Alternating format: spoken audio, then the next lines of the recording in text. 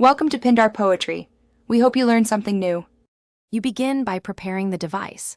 Unlock it and make sure battery is above 20% to avoid interruptions. Open Settings and search for the voice assistant entry. Names vary by platform, so use the exact service name.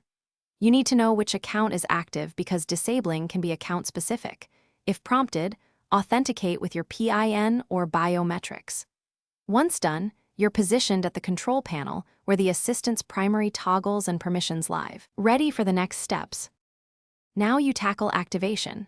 First, switch off the wake word detection so the assistant stops listening for triggers.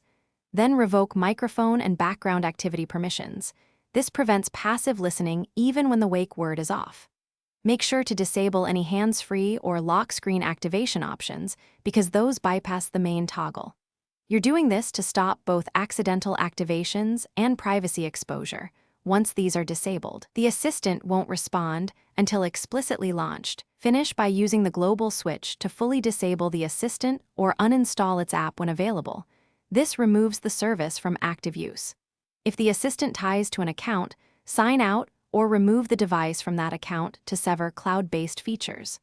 Restart the device to ensure settings apply, and then test by speaking the wake word and checking microphone indicators.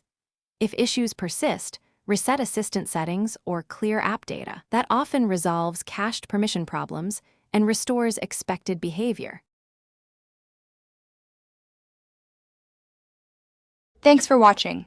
Consider subscribing if we helped you.